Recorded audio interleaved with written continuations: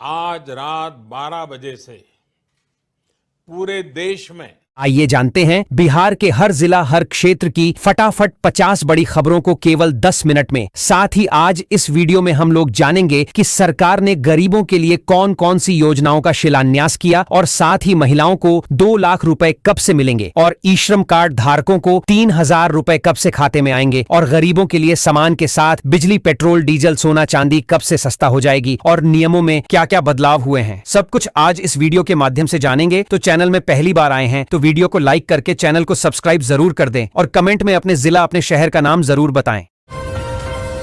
प्रधानमंत्री किसान सम्मान निधि योजना की 22वीं किस्त कल शाम 5 बजे सभी के खाते में जारी हो गई है। प्रधानमंत्री नरेंद्र मोदी 9.32 करोड़ से अधिक किसानों के खातों में 18,640 करोड़ रुपए से ज्यादा की राशि ट्रांसफर करेंगे। बिहार में 73.34 लाख और मुजफ्फरपुर में 3.71 लाख किसानों को 2,000 रुपए मिलेंगे। घरेलू एलपीजी गैस सिलेंडर की कीमत में 60 रुपए की बढ़ोतरी कर दी गई है, जबकि कमर्शियल गैस सिलेंडर के दाम 115 रुपए बढ़ाए गए हैं। नई दरें लागू होने के बाद आम लोगों और छोटे व्यापारियों पर अतिरिक्त आर्थिक बोझ बढ़ गया है। बढ़ती महंगाई के बीच यह फैसला लोगों की चिंता बढ़ा रहा है। मुख्यमंत्री महिला रोजगार योजना में मुजफ्फरपुर के औराई प्रखंड में बड़ी अनियमितता सामने आई है। 9वीं 10वीं की छात्राओं और गैर जीविका सदस्यों के खातों में 10-10 हजार रुपये भेजे गए। सीएसपी संचालक पर अवैध निकासी का आरोप है। दरभंगा में भी पुरुषों के खातों में राशि भेजने का मामला सामने आया था। मुख्यमंत्री नीतीश कुमार ने सहरसा में समृद्धि यात्रा के दौरान 512 करोड़ रुपए की 125 योजनाओं का शिलान्यास व उद्घाटन किया। उन्होंने बिहार को 2005 से पहले के पिछड़ेपन से निकालकर कानून का राज स्थापित करने का दावा किया। मुजफ्फरपुर में प्रधानमंत्री ग्रामीण आवास योजना के तहत 4.43 लाख परिवारों का सर्वे पूरा हुआ है। इनमें से 1.75 लाख आवेदनों पर विवाद है, जिनकी ग्रामीण विकास विभाग जांच कर रहा है। मुख्यमंत्री नीतीश कुमार शनिवार को शेखपुरा के सरवा गांव में समृद्धि यात्रा के तहत कार्यक्रम में शामिल होंगे। वे 2 घंटे 5 मिनट तक सरवा में रहेंगे, जहां 300 करोड़ से अधिक की 50 से ज्यादा योजनाओं का उद्घाटन और शिलान्यास करेंगे।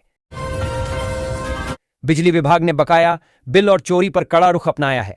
अधीक्षण अभियंता दिवाकर लाल की अध्यक्षता में हुई बैठक में लखीसराय, सूर्यगढ़ा और बढ़िया में राजस्व समीक्षा की गई। 5,000 रुपए से अधिक बकाया वाले उपभोक्ताओं के कनेक्शन काटे जाएंगे। मुख्यमंत्री महिला रोजगार योजना के तहत जीविका दीदियों को 10,000 रुपए की सहायता राशि पाने का अंतिम अवसर है। ग्रामीण विकास मंत्री श्रवण कुमार ने बताया कि मार्च अंत तक सभी पात्र महिलाओं के खातों में यह राशि भेज दी जाएगी। यह सीड मनी स्वरोजगार शुरू करने में मदद करेगी। भागलपुर के 1254 प्राथमिक विद्यालयों में मध्याह्न भोजन योजना पर गैस संकट का खतरा मंडरा रहा है। अधिकांश स्कूलों में एलपीजी सिलेंडर का स्टॉक केवल 2-3 दिन का बचा है, जिससे 2 लाख से अधिक बच्चों का भोजन प्रभावित हो सकता है। पटना में एलपीजी गैस की किल्लत के कारण होटलों और ढाबों में खाने के दाम बढ़ गए हैं। गैस की आपूर्ति प्रभावित होने और महंगी होने से होटल संचालकों को कीमतें बढ़ानी पड़ी हैं, जिसका सीधा असर आम ग्राहकों की जेब पर पड़ रहा है। पटना जिला प्रशासन ने घरेलू एलपीजी गैस आपूर्ति सुचारू रखने के लिए एक हेल्पलाइन नंबर 06122219810 जारी किया है। उपभोक्ता गैस सिलेंडर न मिलने, वितरण में गड़बड़ी या कालाबाजारी जैसी शिकायतें सुबह 9 से शाम 6 बजे तक दर्ज करा सकते हैं। बिहार में गन्ना उत्पादन बढ़ाने के लिए एआई तकनीक लागू करने की पहल शुरू हुई है। अपर मुख्य सचिव के सेंथिल कुमार ने समीक्षा बैठक की, जिसमें विशेषज्ञों ने बताया कि एआई से उपज में 30 से 40% वृद्धि संभव है। प्रधानमंत्री किसान सम्मान निधि योजना की 22वीं किस्त शुक्रवार को किसानों के खातों में पहुंच गई। प्रधानमंत्री मोदी गुवाहाटी से ऑनलाइन डीबीटी के माध्यम से राशि हस्तांतरित करेंगे। बिहार के 73.34 लाख से अधिक पात्र किसानों को 1467 करोड़ रुपए से अधिक की सहायता मिलेगी। बिहार सरकार की मुख्यमंत्री उद्यमी योजना में नालंदा की प्रसिद्ध 52 बूटी साड़ी को शामिल किया गया है। इससे पारंपरिक हस्तशिल्प से जुड़े कारीगरों और युवाओं को स्वरोजगार के नए अवसर मिलेंगे। पटना में गैस की किल्लत के कारण खाने पीने की चीजें महंगी हो गई हैं। समोसा, रोटी और थाली के दाम बढ़ गए हैं, जिससे आम आदमी का बजट बिगड़ गया है। मुख्यमंत्री नीतीश कुमार ने पूर्णिया कटिहार में कहा कि 2005 के बाद बिहार विकास के नए पथ पर है और नई ऊंचाइयों को छुएगा। उन्होंने कानून व्यवस्था, विकास और सामाजिक सद्भाव में बदलाव की बात कही। पटना में गैस आपूर्ति को लेकर अनिश्चितता से हॉस्टल और होटल संचालक परेशान हैं। लगभग 3,000 हॉस्टल और 2.5 लाख छात्र प्रभावित हो सकते हैं। सिलेंडरों की कमी, ब्लैक मार्केटिंग और ऊंचे दामों की शिकायतें हैं, जिससे किचन संचालन मुश्किल हो रहा है। बिहार सरकार ने चालू वित्तीय वर्ष में 93 लाख से अधिक स्कूली छात्र छात्राओं को पोशाक योजना की राशि सीधे उनके बैंक खातों में भेजी है। मुख्यमंत्री बालिका पोशाक योजना और मुख्यमंत्री पोशाक योजना के तहत कुल 1,047.8 करोड़ रुपए डीबीटी के माध्यम से ट्रांसफर किए गए। बिहार सरकार बागवानी को बढ़ावा देने और किसानों को उन्नत पौधे उपलब्ध कराने के लिए टिश्यू कल्चर लैब स्थापित करने हेतु आवेदन आमंत्रित कर रही है। इच्छुक उद्यमी और किसान 15 मार्च तक ऑनलाइन आवेदन कर सकते हैं। ईरान इजरायल संघर्ष के दौरान थाई समुद्री जहाज पर हमले में भागलपुर के सन्हौला प्रखंड निवासी मरीन इंजीनियर देवनंदन प्रसाद सिंह की मौत हो गई। सूचना मिलते ही गांव में कोहराम मच गया और ग्रामीणों में शोक के साथ आक्रोश भी है। मुख्यमंत्री नीतीश कुमार के कटिहार दौरे के दौरान जिले को 410 करोड़ रुपए की 443 विकास परियोजनाओं की सौगात मिली। इन योजनाओं में आधारभूत संरचना, महिला सशक्तिकरण और रोजगार पर जोर दिया गया।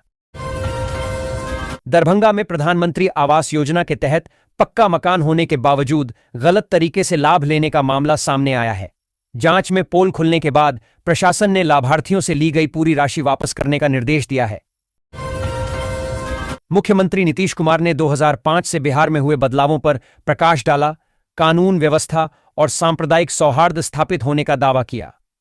उन्होंने शिक्षा, स्वास्थ्य, बिजली और रोजगार में सुधार बताए, 10 लाख नौकरियां देने और अगले 5 साल में 1 करोड़ युवाओं को रोजगार देने का लक्ष्य रखा।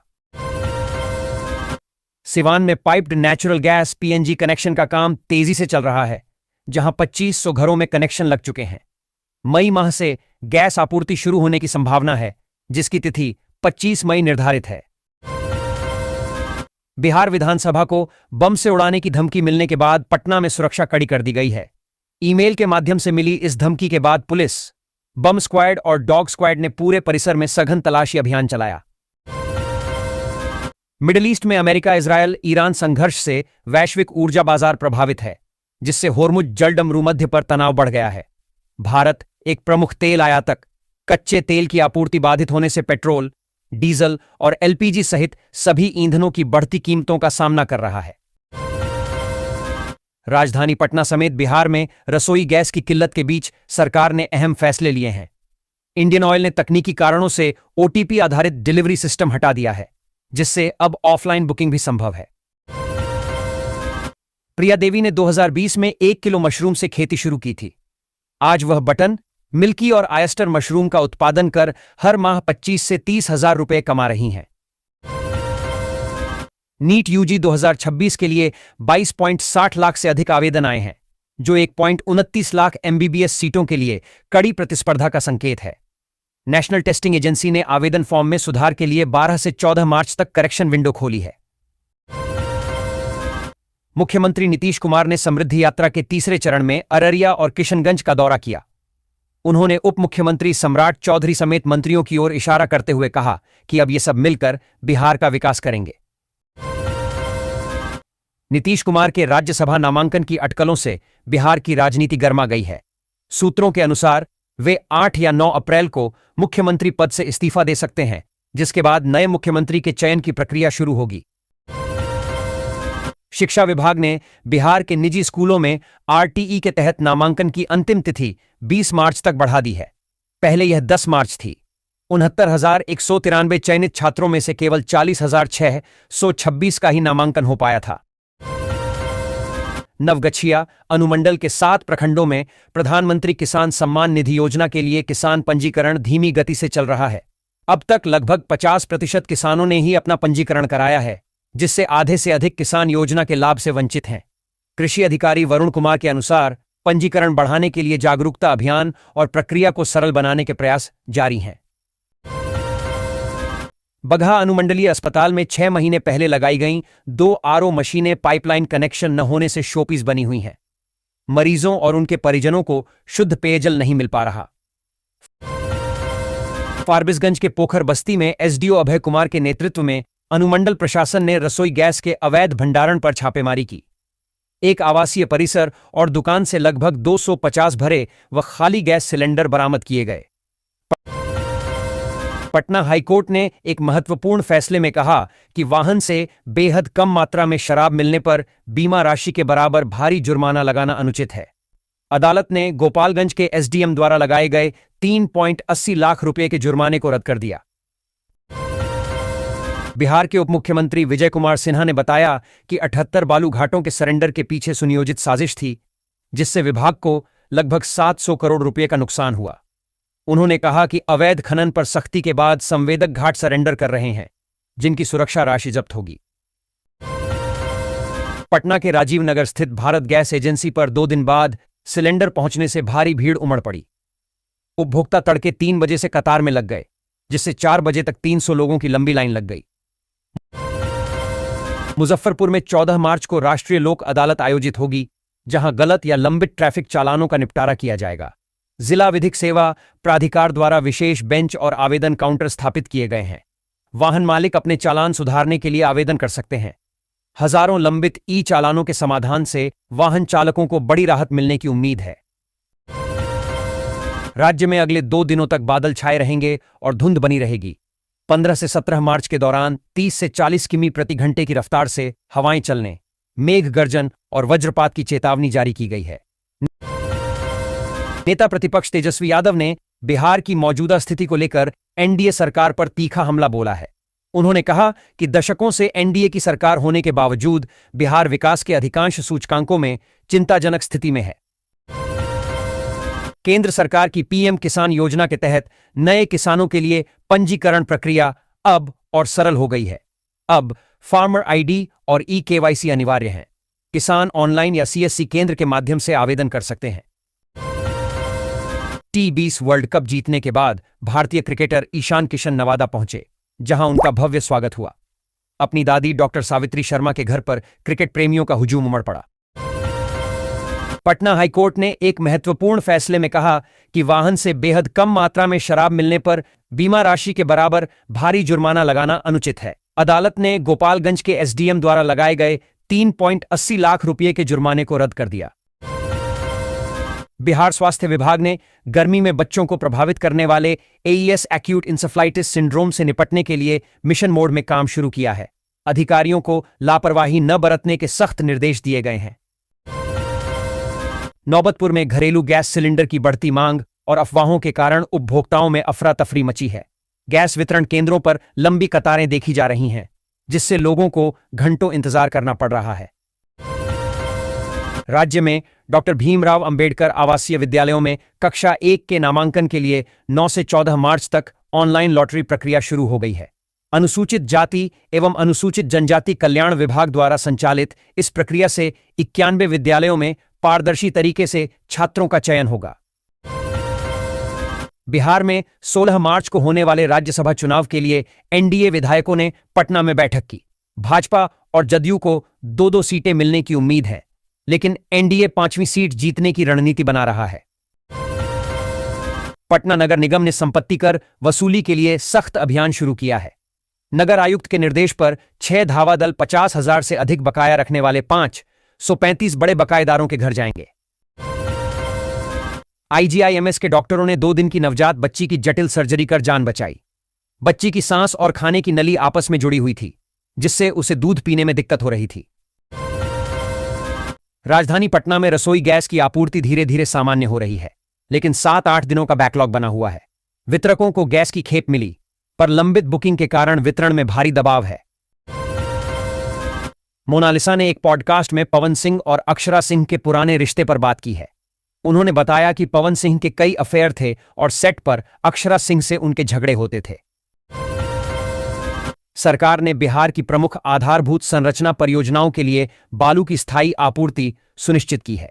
पटना और वैशाली के 9 बालू घाट सीधे Bihar state road development corporation limited BSRDCL को आवंटित किए गए हैं। बिहार पुलिस मुख्यालय ने जिलों की यातायात प्रबंधन रैंकिंग जारी की है।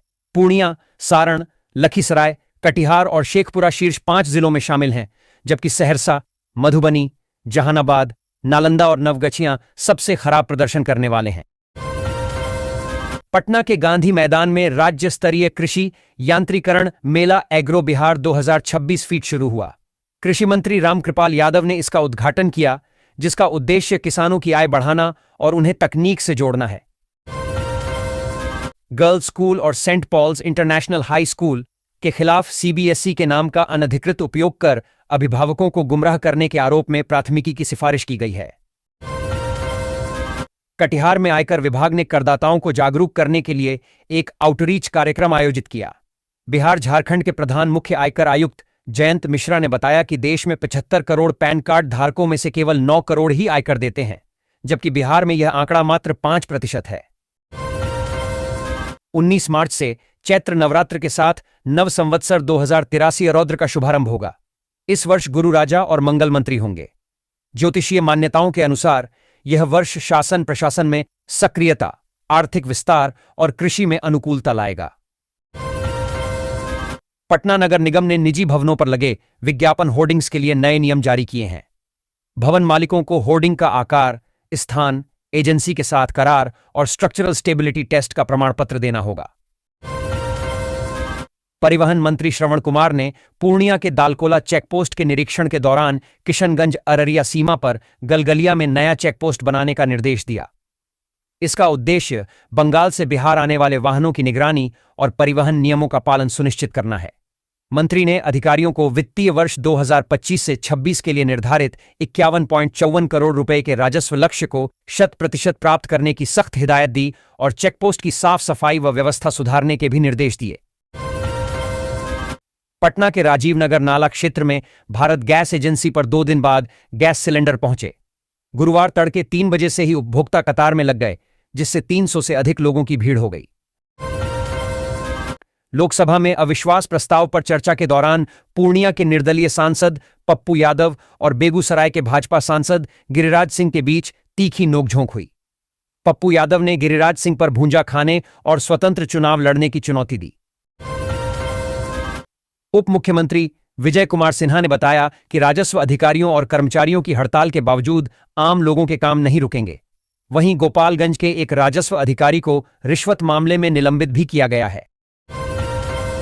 पटना में एलपीजी गैस की किल्लत के कारण घरों और होटलों में खाना बनाने में परेशानी हो रही है।